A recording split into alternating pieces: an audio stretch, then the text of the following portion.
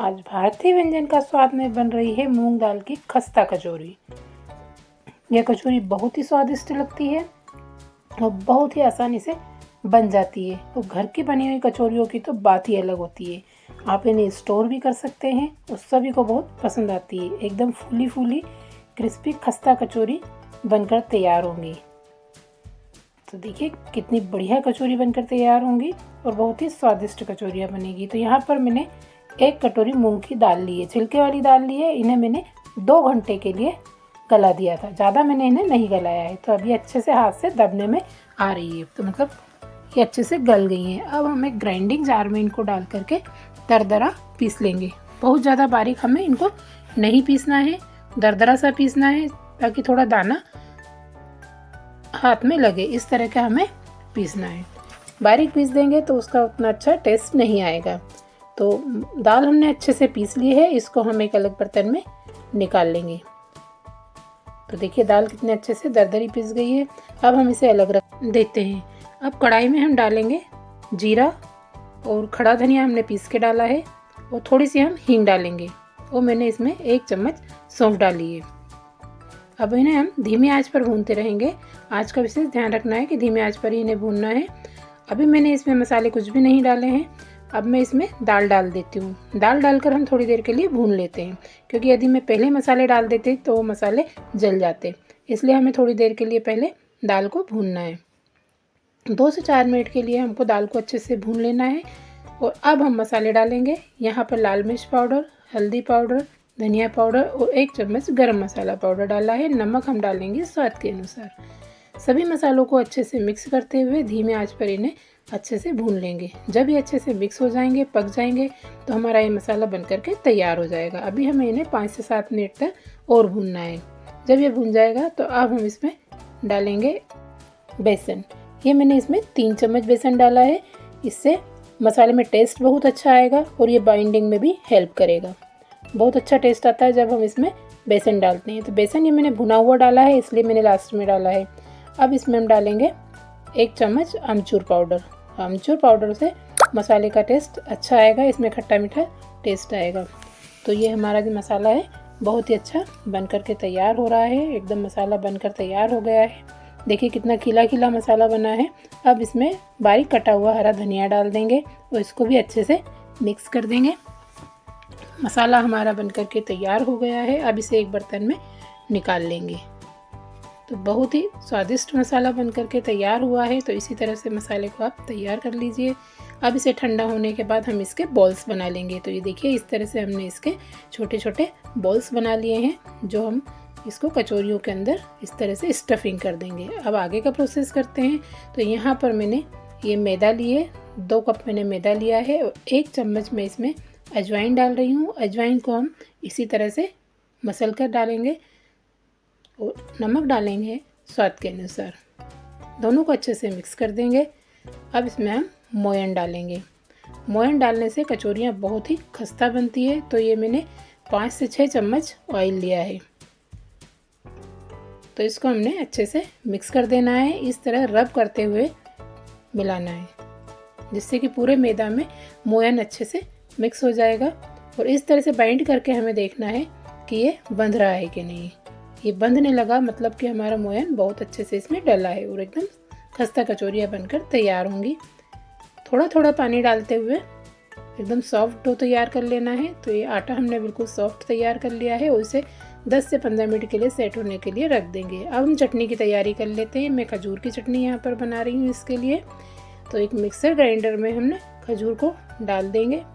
तो जो भी मसाले इसमें लगते हैं, जीरा, नमक, मिर्ची, ये मैंने सादा वाला नमक डाला है। और अब मिर्ची डाल देंगे 1 चम्मच और ये सेंधा वाला नमक डाल देंगे। सभी मसाले हमने इसमें डाल दिए हैं और इसे अच्छे से ग्राइंड कर लेंगे। तो ये देखिए हमने इसके बॉल्स बनाकर तैयार कर लिए हैं। जो स्टफिंग हमने बनाकर तैयार किए थे उसके अच्छे से हमने लड्डू बना लिए हैं इस तरह के। अब देखिए आटा चेक कर लेते हैं। आटा भी एकदम सॉफ्ट हो गया है। अब हम इसकी लोइयाँ बनाकर तैयार कर लेते हैं। बहुत ही सॉफ्ट आटा तैयार हुआ है। तो जो हमने स्टफिंग तैयार की है उसी के साइज़ के हम इसकी भी लोइयाँ बनाकर तैयार कर लेंगे। सेम एक ही साइज़ की हमें बनाकर तैयार करना है। तो ये देखिए लोई बना कर के तैयार। अब हम लोई को इस तरह से हाथों की सहायता से फैला लेंगे और इसमें स्टफिंग को रखते हुए, तो स्टफिंग को हम इस तरह से अंगूठे की सहायता से दबाते जाएंगे और उंगलियों की सहायता से हम इसको पैक करते जाएंगे। इस तरह से पैक करके जो एक्स्ट्रा आटा बचा हुआ है उसको निकाल देंगे, तो ये अच्छे से पैक हो जाएगी और इस तरह से दबा देंगे। तो ये हमारी कचौरी बनकर तैयार हो गई है। दूसरी कचौरी बनाकर मैं बता रही हूँ। तो देखिए, हमें अच्छे से इसको फैला लेना है और स्टफिंग को अंगूठे की सहायता से दबाते हुए और इसको पैक कर देना है और जो एक्स्ट्रा आटा बचता है उसे इस तरह से निकाल देना है। इससे हमारी कचौरियाँ खुलेंगी नहीं, बहुत अच्छे से ये पैक होंगी। तो चारों तरफ से हमें इसे दबा करके पैक कर देना है। अब हम तेल चेक कर लेते हैं। तो देखिए, हमने डालकर देखा है तो बिल्कुल बबल्स हल्के हल्के से आ रहे हैं। इतना ही तेल हमको गर्म चाहिए, बिल्कुल लो फ्लेम पर। यदि हम तेज पर डालेंगे तो इनमें बबल्स आ जाएंगे। तो देखिए, धीमी आंच पर हमें सभी कचौरियाँ डाल देना है। बहुत ज़्यादा कचौरियाँ भी एक साथ नहीं डालना है। तो देखिए, हल्के हल्के से इनमें बबल्स आ रहे हैं और जब तक ये अपने आप से ऊपर तैरने न लगे तब तक हम इन्हें नहीं पलटेंगे। तो देखिए, धीरे धीरे अच्छे से इनकी सिकाई हो रही है, बहुत अच्छे से ये फ्राई हो रही हैं। जब ये अपने आप तैर कर आ जाएंगी तो हम इन्हें पलट देंगे। अब हमने इन्हें पलट दिया है, इनमें हल्का सा गोल्डन ब्राउन कलर आ गया है और ये फ्राई होकर तैयार हो गई हैं। तो देखिए, कितने अच्छे से फ्राई हो गई हैं और कचौरियाँ एक भी खुली नहीं है। बहुत अच्छे से फूली फूली कचौरियाँ बनकर तैयार हुई है। तो अब हम बाकी बची कचौरियों को भी इसी तरह से तैयार कर लेंगे। सेम वही प्रोसेस करना है, धीमी आंच पर इन्हें डालना है। यदि तेज़ आंच पर इन्हें डालेंगे तो ये ऊपर से तो लाल हो जाएंगी लेकिन अंदर से ये कच्ची रह जाएंगी। इसलिए आंच का विशेष ध्यान रखना है कि बिल्कुल धीमी आंच पर ही हमें इनको फ्राई करना है। जब एक तरफ से हो जाएंगी तभी हमें इनको पलटना है और जब एक तरफ से हो जाएंगी तब हम इनका आंच भी थोड़ा सा बढ़ा देंगे। तो देखिए, कितने अच्छे से फ्राई हो रही हैं, एकदम तैर कर ऊपर आ गई हैं। अब इन्हें इसी तरह से उलटते पलटते हुए इनको फ्राई कर लेना है और जब तक फ्राई करना है जब तक कि इनका गोल्डन ब्राउन कलर ना आ जाए। तो देखिए, कितने अच्छे से एकदम फूली फूली खस्ता कचौरियाँ बन करके तैयार हुई है। बहुत अच्छे से कचौरियाँ बनकर तैयार हो गई हैं, एकदम गोल्डन ब्राउन कलर आया है। तो सभी कचौरियों को हमने इसी तरह से तैयार कर लिया है। तो फटाफट से ये तैयार हो जाती हैं। इन्हें एक जाली में निकाल लें जिससे कि एक्स्ट्रा ऑयल है वो निकल जाएगा। तो देखिए, हमारी कचौरियाँ बन करके तैयार हो गई हैं। तो सभी कचौरियाँ एकदम फूली फूली बनी है, कोई भी कचौरी खुली नहीं है कि भाई कोई कचौरी खुल रही है। तो एकदम अच्छे से पैक करिएगा इसी तरह से, तो ये कचौरियाँ बिल्कुल भी नहीं खुलेंगी और एकदम मार्केट स्टाइल कचौरियाँ बन करके तैयार हुई है।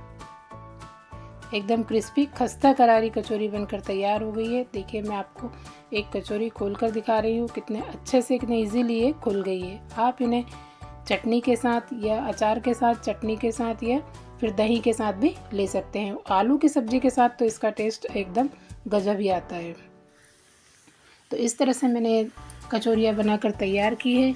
मैं आपको कट करके दिखाती हूँ कितनी खस्ता कचौरी बनी है। देखिए, स्टफिंग कितने अच्छे से इसमें भरी गई है। बहुत अच्छी खस्ता कचौरियाँ बनकर तैयार हुई है, एकदम मार्केट स्टाइल कचौरियाँ बनी है। तो आप भी इन्हें ज़रूर बनाइए और मुझे बताइए कि आपको मेरी रेसिपी कैसी लगी।